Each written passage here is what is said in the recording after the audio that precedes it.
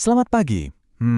Semoga minggu pagi di akhir libur panjang ini benar-benar ngasih Anda waktu buat napas ya. Kalau sekarang Anda lagi duduk santai, tapi kok rasanya capek banget, padahal baru aja liburan, saya cuma mau bilang satu hal, itu normal banget. Selamat datang di sesi penjelasan kita kali ini. Hari ini kita bakal ngobrol santai soal kenapa rasa lelah yang ekstrim ini penting banget buat dipahami.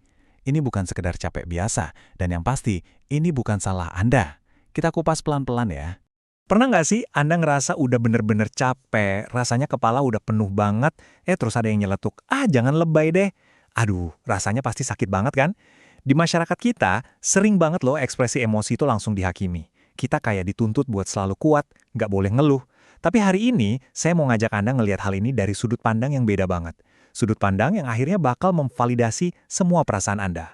Coba kita bandingin dua hal ini. Di satu sisi, ada stigma sosial. Lingkungan kita sering banget ngelabelin rasa kewalahan itu sebagai kelemahan karakter. Atau ya kadang malah dikait-kaitkan dengan kurang iman. Gak masuk akal kan? Nah, mari kita lihat faktanya secara medis. Secara sains, apa yang Anda alamin itu adalah sistem saraf yang lagi kelebihan beban. Istilahnya overstimulated. Jadi ingat ya, ini tuh bukan berarti Anda gagal atau lemah. Ini murni realitas biologis tubuh kita. Coba deh tarik napas sebentar dan rasain kalimat ini.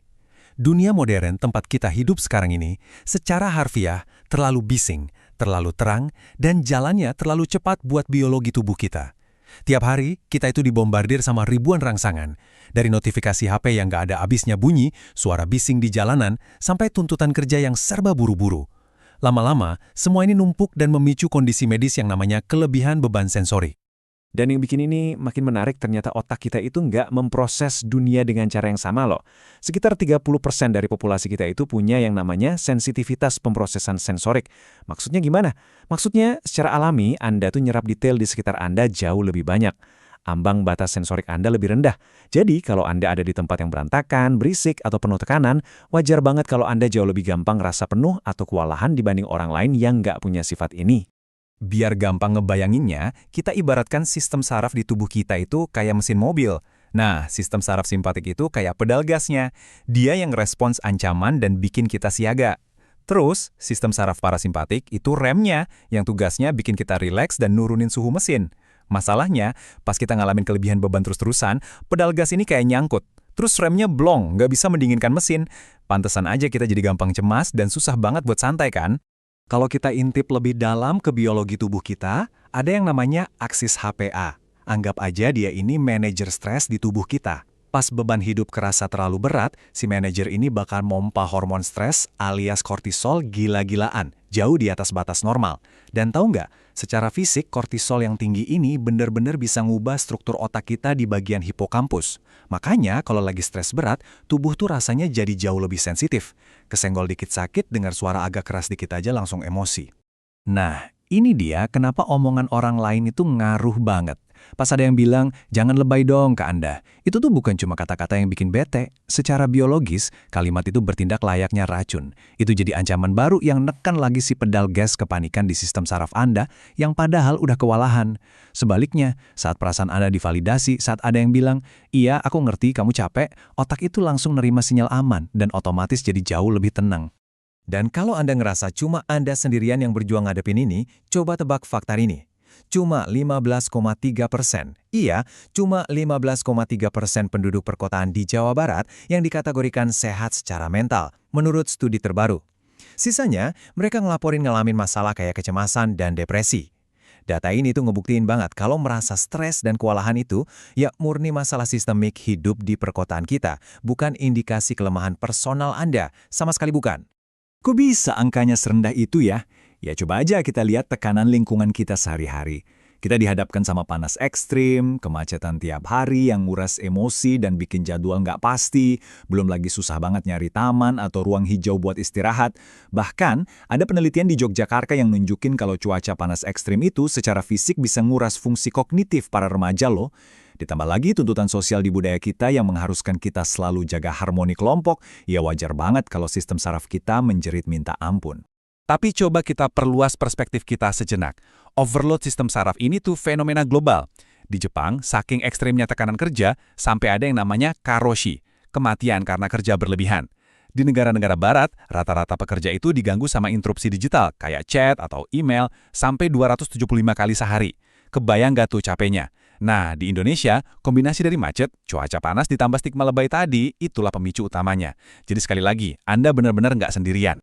Oke, sekarang pertanyaannya, terus solusinya gimana? Coba tarik nafas dalam-dalam dulu yuk. Langkah pertamanya ternyata simple banget. Sains nunjukin kalau sekedar ngasih nama ke apa yang lagi kita rasain, misalnya mengakui dalam hati, oke, aku lagi ngerasa kewalahan banget nih sekarang. Itu secara harfiah bakal nurunin aktivitas di amigdala, alias pusat kepanikan otak kita. Dan di saat yang sama, itu ngebangunin lagi bagian otak logika kita. Jadi berbelas kasih pada diri sendiri, itu bukan sekedar kata-kata motivasi ya, itu langkah biologis pertama kita. Kalau tiba-tiba rasa panik atau kewalahan itu menyerang, Anda bisa banget pakai teknik pertolongan pertama ini. Namanya teknik grounding.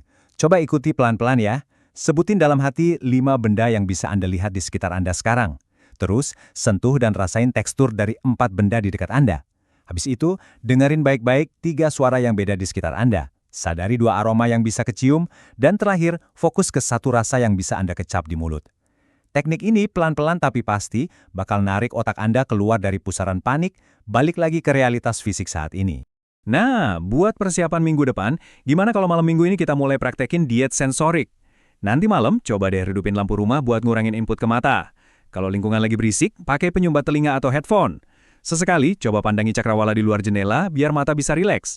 Dan yang paling krusial nih, usahain 1 jam aja bebas dari HP atau gadget sebelum Anda tidur. Langkah-langkah kecil ini ngasih jeda yang sangat dibutuhin sistem saraf kita buat mendinginkan mesinnya.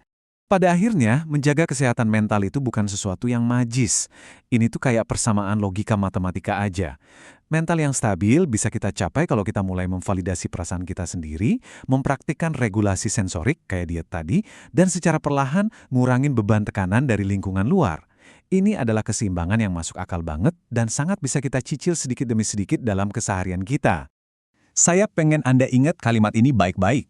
Mengakui batas kemampuan kita bukanlah sebuah pengakuan kelemahan, melainkan kebijaksanaan untuk menjaga sistem saraf kita di tengah dunia yang nggak pernah berhenti berputar ini. Kalau Anda memilih untuk istirahat, itu bukan berarti Anda nyerah. Itu artinya Anda lagi memenuhi kebutuhan biologis mendasar dari tubuh Anda sendiri.